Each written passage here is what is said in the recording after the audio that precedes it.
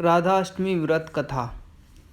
ब्रह्म वैवर्त पुराण की कथा के अनुसार श्री कृष्ण भक्ति के अवतार देव ऋषि नारद ने एक बार भगवान सदाशिव के श्री चरणों में प्रणाम करके पूछा, हे महाभाग, मैं आपका दास हूँ। बताइए, श्री राधा देवी लक्ष्मी है या देव पत्नी, महालक्ष्मी है या सरस्वती हैं? क्या वे अंतरंग विद्या हैं या वैष्णवी प्रकृति है?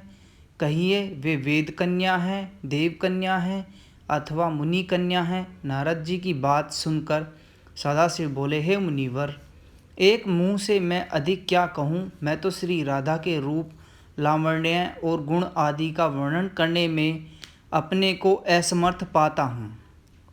उनके रूप आदि की महिमा कहने में भी लज्जित हो रहा हूँ।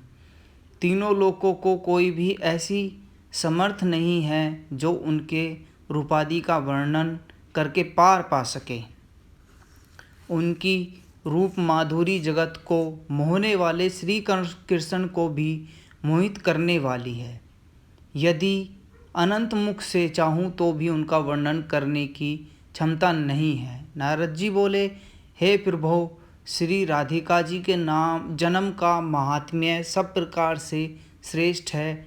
हे भक्त वत्सल, उसको मैं सुनना चाहता हूँ। हे महाभाग, सब व्रतों में श्रेष्ठ व्रत श्री राधाष्टमी के विषय में मुझको सुनाइए। श्री राधा जी का ध्यान कैसे किया जाता है, उनकी पूजा अथवा स्तुति किस प्रकार होती है, यह सब मुझसे कहिए। हे सदाशिव, उनकी चर्या, पूजा विधान तथा अर्चन विशेष सब कुछ मैं सुनना चाहता हूँ।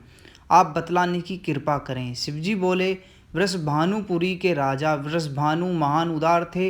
वे महान कुल में उत्पन्न हुए तथा सब शास्त्रों के ज्ञाता थे। अणिमा, महिमा आदि 8 प्रकार की सिद्धियों से युक्त श्रीमान, धनी और उदार चेता थे। वे संयमी, कुली, सद्विचार से संयुक्त तथा श्री कृष्ण के आराधक थे। उनकी भार्या श्रीमती श्री कीर्तिंदा थी। वे रूप यौवन से संपन्न थी और महान राजकुल में उत्पन्न हुई थी।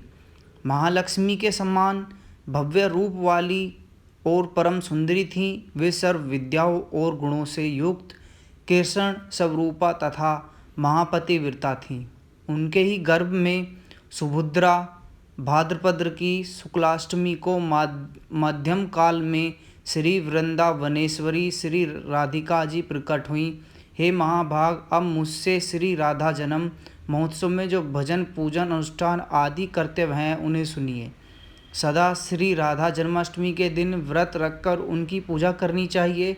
श्री राधा कृष्ण के मंदिर में ध्वजा, पुष्पमाल्य, वस्त्र, पताका, तोरणादि नाना प्रकार के मंगल द्रव्यों से यथाविधि पूजा करनी चाहिए।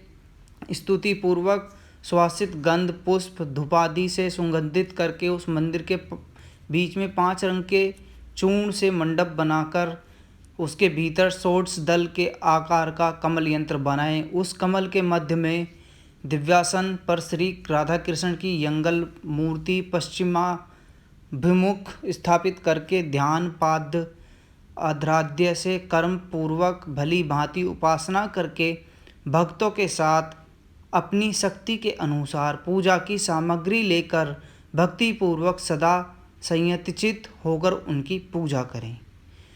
राधा और कृष्ण का प्रेम